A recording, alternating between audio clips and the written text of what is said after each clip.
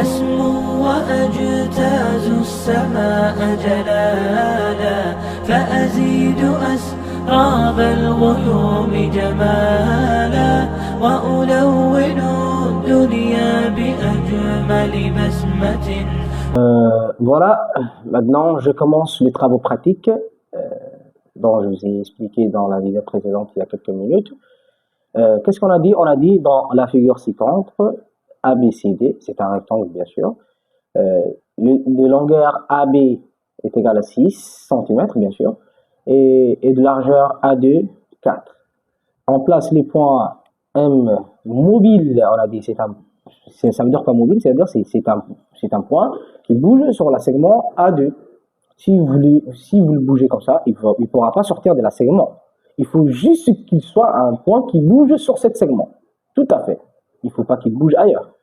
Donc, on construit le carré AFGM, les triangles FBG et le trapèze MGCD avec F situé sur AB. Donc, il faut savoir que chaque travaux pratique, il a un objectif. Donc, l'objectif est de déterminer la position du point M. C'est de celui-là qu'on parle. Pour que l'heure du carré soit supérieure ou égale à l'heure de la partie assurée. Donc, dans la première partie, on va travailler sur GeoGebra. Donc, dans la première partie, on va essayer de travailler sur GeoGebra. On va essayer de construire cette figure-là dont vous voyez maintenant. On va essayer de la construire telle qu'elle est à l'intérieur des GeoGebra. Parfait. Ça, c'est la partie A. On va essayer de répondre à ces deux questions aussi. Ensuite, une fois qu'on a terminé la partie expérimentale, on va appeler les professeurs. Et dans la partie 2, c'est la partie de la démonstration. Il faut savoir qu'en mathématiques, c'est pas juste 1 plus 1 égale à 2. Il faut savoir, il y a beaucoup de compétences à acquérir en mathématiques. Il faut justement pas apprendre uniquement à calculer. Il faut démontrer, il faut raisonner, il faut présenter, il faut observer, il vous faut beaucoup de compétences à acquérir en mathématiques. Il faut justement pas calculer. Donc, ces travaux pratiques est très intéressant parce que là, il y a une partie auquel ils vont vous demander de démontrer.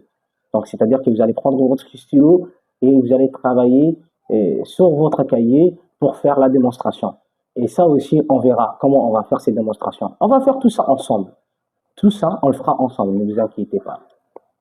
Alors, premièrement, sans perdre du temps, on doit se déplacer dans GeoGebra et on doit essayer de faire cette figure. Premièrement, actuellement, je suis sur GeoGebra.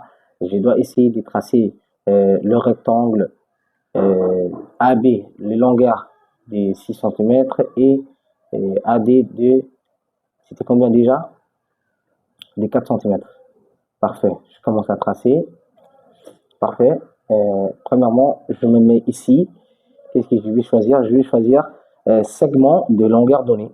Je clique ici et je vais choisir 6. Je vais choisir 6. Je dis OK. Parfait. Alors, je continue avec les points AD. Je vais toujours choisir segment de longueur donnée. Je vais cliquer sur les points A et je vais choisir maintenant 4. Vous voyez, il y a un point qui s'est placé juste ici. Donc, qu'est-ce qu'on va faire? On va essayer de le déplacer juste ici. Voilà, on le déplace comme ça. On le met ici. Parfait.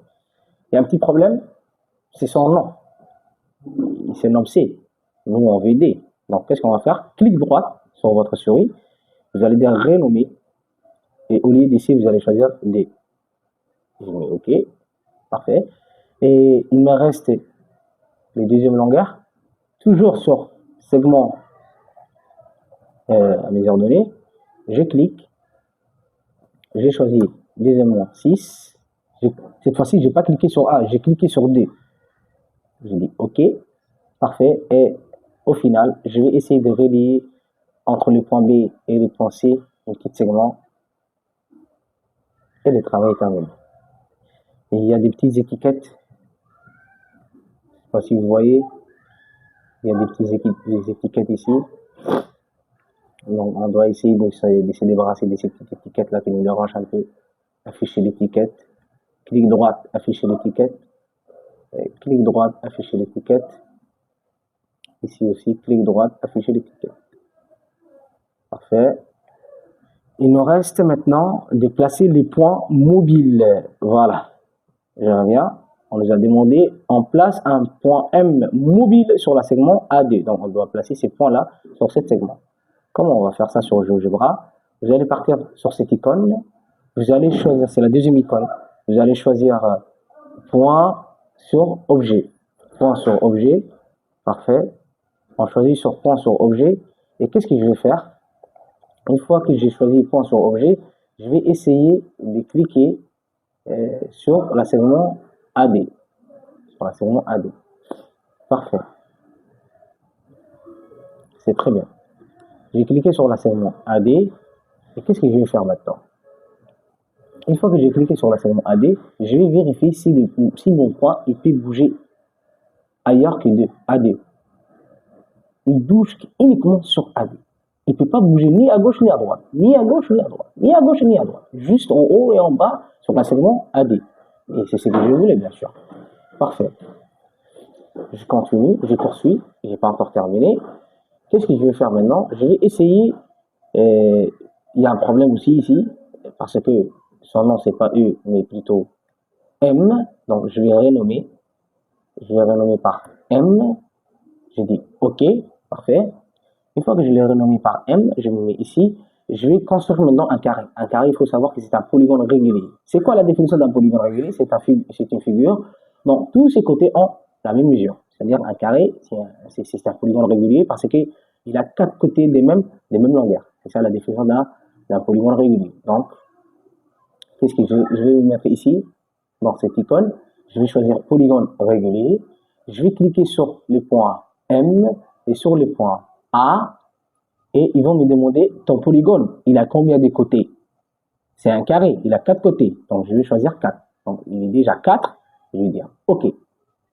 Parfait. Je vais essayer de renommer ici par F, ici par G.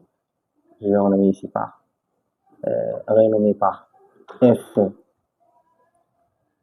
et ici par je vais renommer par G. Parfait.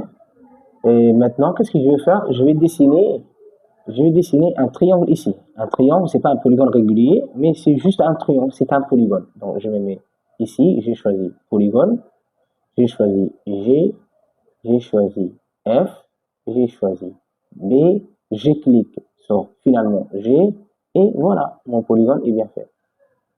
Je vais essayer d'effacer ces petites étiquettes. Clic droit, afficher l'étiquette.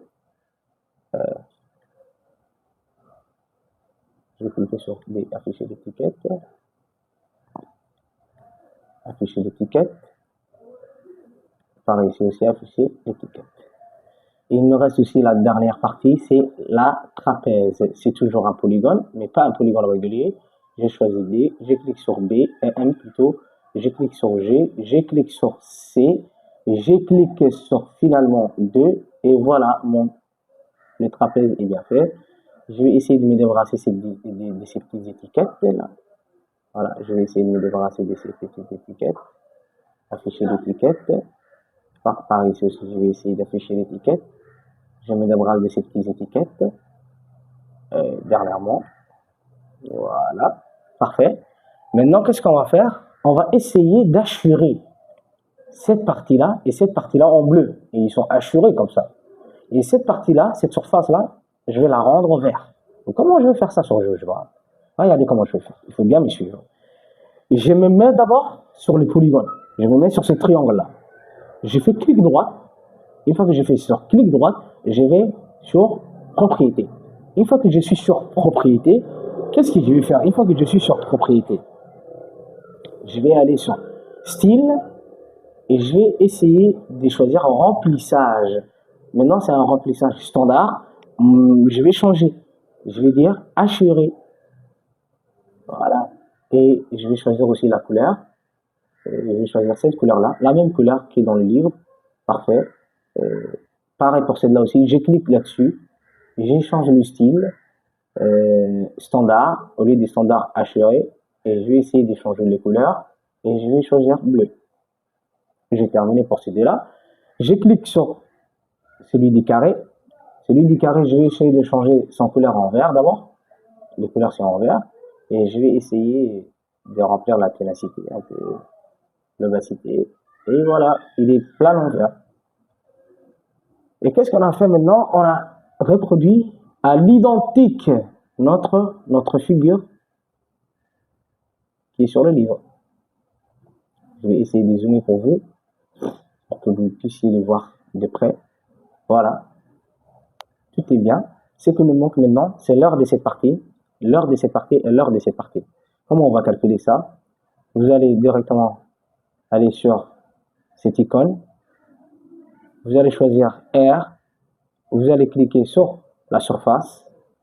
Et automatiquement, on trouve l'heure. L'heure du carré, elle est là. Je clique ici. L'heure du trapèze est là. Je clique ici.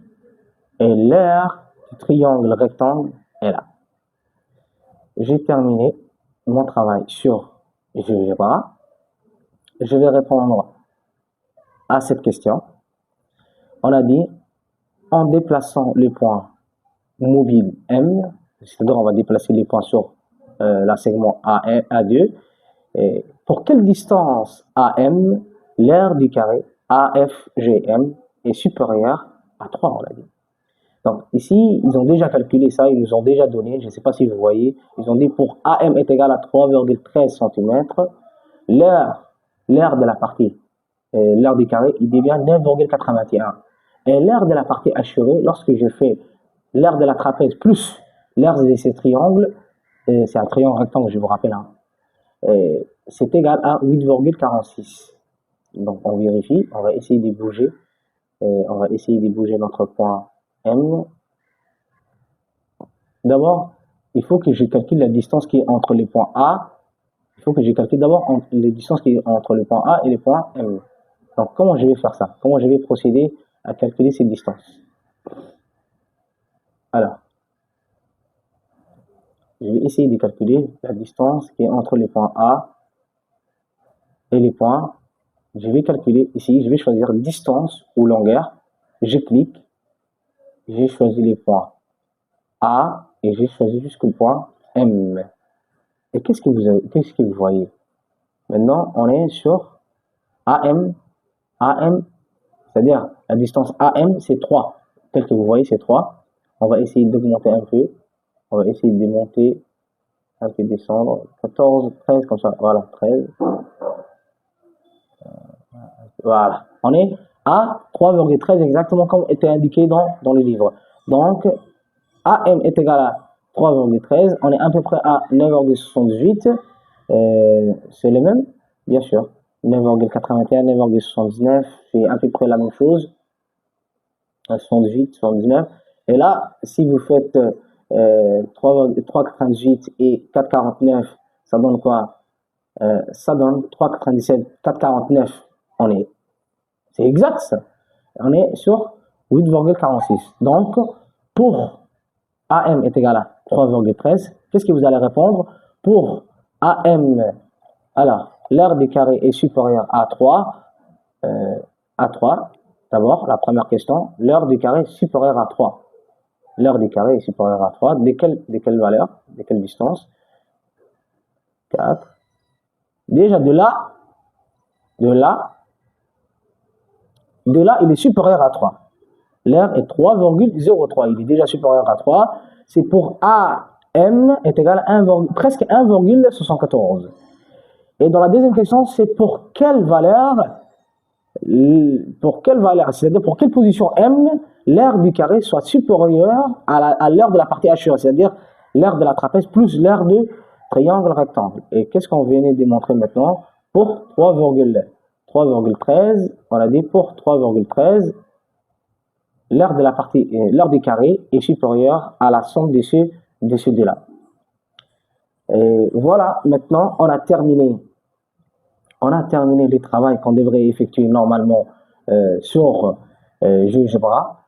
Vous allez appeler les professeurs, vous allez de répondre à la première question telle que je vous ai montré. Vous allez bouger jusqu'à là, le point M, et vous allez lui montrer qu'à une certaine distance, 1,74, l'aire du carré est supérieur à 3. Et dans la deuxième question, vous allez bouger jusqu'à à peu près à 3,13 et vous allez voir que l'heure des carrés est bien supérieure à la somme de l'heure des parties assurées. Vous allez expliquer comme ça au professeur et c'est bon, il va vous demander de passer à la partie de démonstration.